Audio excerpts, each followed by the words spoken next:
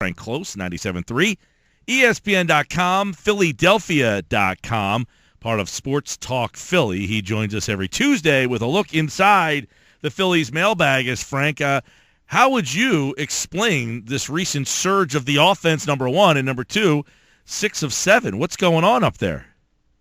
Well, guys, I think it's just kind of a young team just sort of figuring themselves out. I thought that going into the season we'd see some times where the Phillies were very low, and I think right now we're seeing them very high. So young teams with some talent, I think that's what you get. You get your ups, you get your downs.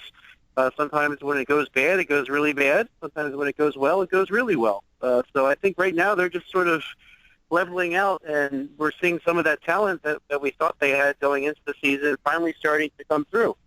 Pete Mackinnon said after the game yesterday that he kind of felt that there was more offense, that even earlier in the year when they were winning games, he felt they had more offense. Is he right? I mean, are we looking at a team that has better offense than we have given them credit for?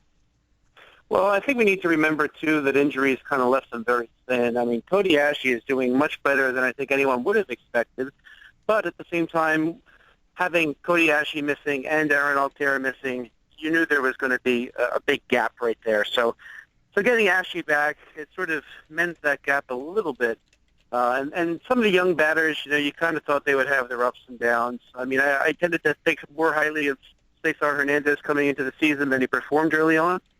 And now he's brought his batting average all the way up to 286, which is pretty formidable for somebody starting in the major league. So I think, this seeing guys like Cesar Hernandez really start for the first time and playing their first full season out, you're going to see them have their ups and downs. And I think that some of their downs were way worse than we would have expected. But so I think that they're just learning how to be everyday players.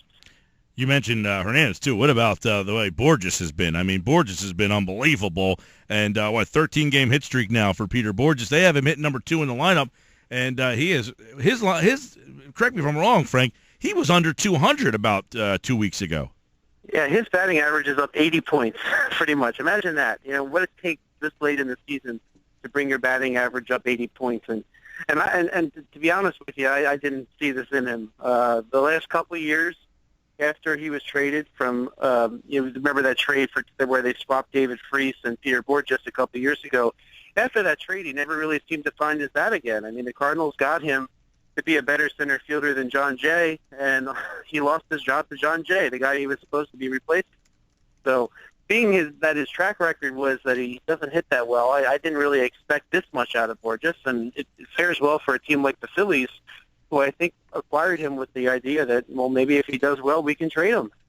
Frank Klose is with us. The mailbag's open. So with all that positive news, Frank, the Phillies still probably only get one All-Star. In your mind, who is it?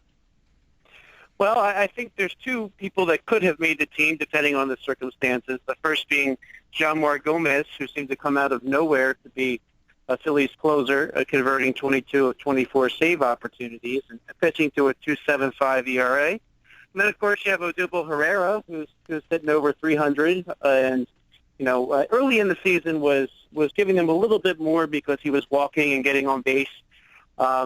One thing that maybe would make me think that Herrera might be overlooked is that his on-base percentage has dipped dramatically from early in the season. If you look at his walks, the month of April he had an on-base percentage of .462, which is pretty fascinating because he walked 23 times. And then you got into May, and then he's down to 11. Then you go to June, he's down to 8 walks. But despite the drop-off, I think the edge goes to Herrera in this instance because, and really I think what it comes down to mainly is how the overall All-Star roster is going to shape out, because if you need one player from every team. You need to take the guys that fans elect, even though they're not deserving. For example, Yadier Molina is going to get elected, even though he hasn't really shown an All-Star performance this year. So you have that trickle-down effect on both ends. And it looks like there's going to be too many pitchers for somebody like Gomez to get in, which makes it easier for them to carry the bat in Herrera. And once again, those selections, 7 o'clock tonight, right? Correct. 7 o'clock tonight on ESPN. So Ralph wants to know in the mailbag, which player from the 2016 MLB draft might we see first? Well, yeah, that's a tough question because the Phillies really went heavy on the high school players in this year's draft, and in recent years, we saw them take the likes of Aaron Nola, who were already older and really had a shot to go right through the system rather quickly. But since they kept signing high school players this offseason in the draft, it's kind of a tough question. If I had to pick one, I would go with pitcher Cole Irvin. Now, he's an Oregon Duck who did finish all 4 years of college. One of the reasons why he went that far was because he had Tommy John surgery in 2014. He missed the entire 2014 season. In the 2015 season, he kind of was a little rough as he was getting his feet back under him and his elbow back under him after the surgery. But he's 22 years old. He had a really sharp 2016 season. And this is a guy who actually was drafted 2 other times. He was drafted out of high school by the Toronto Blue Jays in 2012. And then he was drafted again after 3 years of college, which is the next eligible time, last season by the Pittsburgh Pirates. But he stuck it out another season in Oregon just to sort of demonstrate that he could do better. And the Phillies ended up picking him in the 5th round. And he's going to Williamsport, which is their short season. At 22 years old, if he pitches well, I think this is a guy that perhaps would have had more upside before the Tommy John surgery. And the Phillies took a chance on him in the 5th round, and I think he's somebody that we could see sort of go through the system quickly because, according to reports, he did get a lot of his fastball back after the Tommy John surgery and was near dominant at times for the Ducks last season. So he's somebody I would kind of peg as the one to come up first. So if Chip Kelly was in charge of the Phillies, he'd be up tomorrow. Is that what you're saying? Well, Chip Kelly was in charge, we know he'd be drafted. So.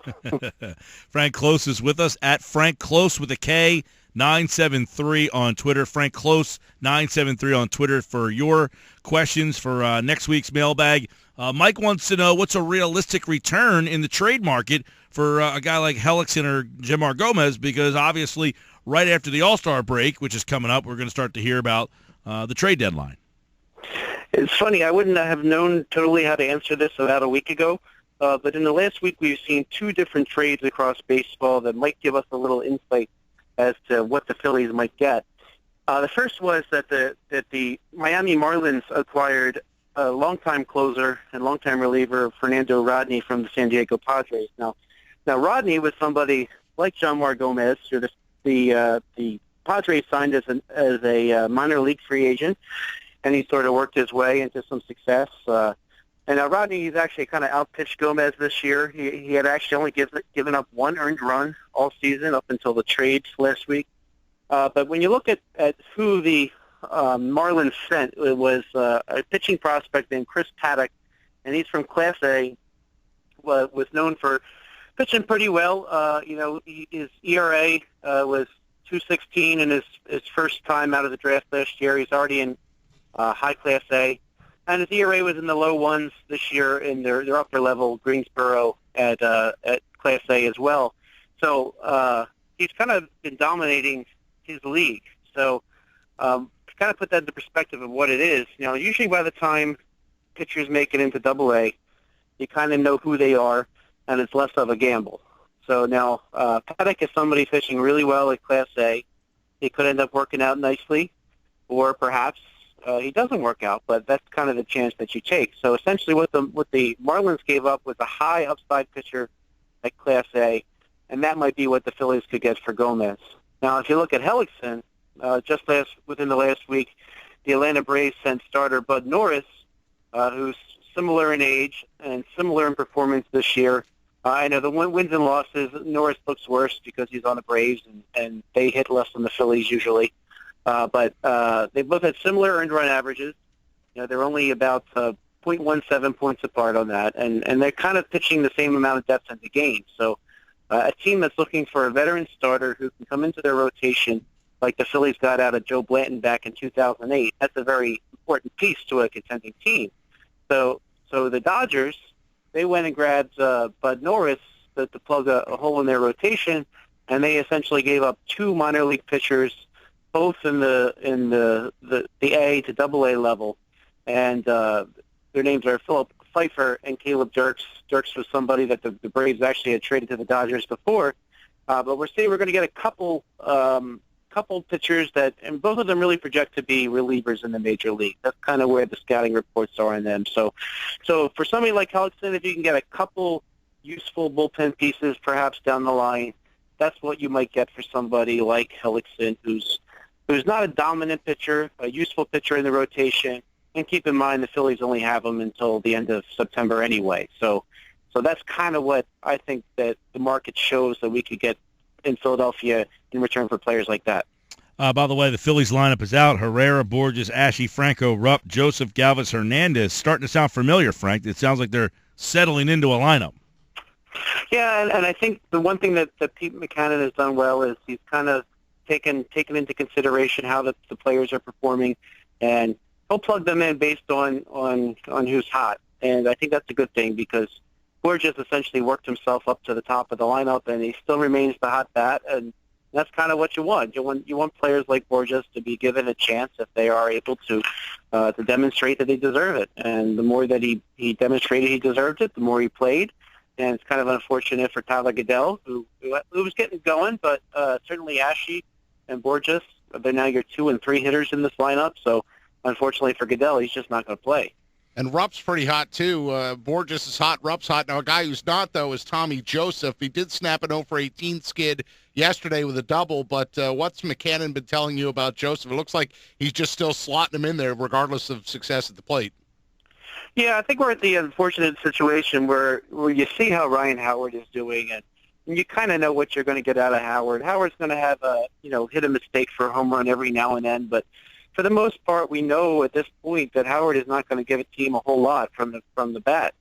So I think they're in a situation where it benefits the team more if they just play Joseph most of the time, and he gets an opportunity to work himself out of any struggles that he has, because I think he really did earn it. I mean, if you look at all the home runs he hit and very early into his major league career, he sort of demonstrated that he deserves the chance to be able to work through his slumps. So I think that's what the Phillies are doing now. They're going to let Joseph keep playing because if you look at, and remember, this is the rebuilding year. So in order to know what you're going to have out of Tommy Joseph for the rest of his career, you got to see if he can work out of these slumps. I mean, first base is still kind of wide open next year, and the Phillies need to know, is Tommy Joseph good enough to play an everyday role on this team?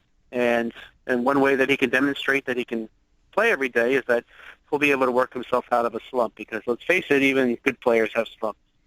He's Frank Klose. You can read the mailbag over at 97.3 ESPN.com. You can get your mailbag question answered by Frank if you send him a tweet at Frank Klose 973. That's Klose with a K. And you can read more from Frank and the guys at Philadelphia.com, part of SportsTalkPhilly.com. All right, Frank. Tonight it's Eflin, right? Eflin tonight? I haven't looked at my notes in a little while. I think it's Zach Attack. Yeah. All right, Eflin on the mound.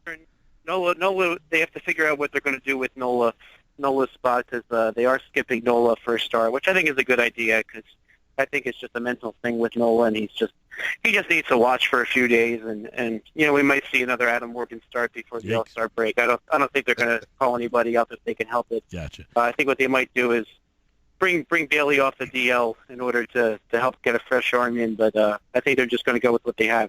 All right, Frank, enjoy the game, pal. Thank you.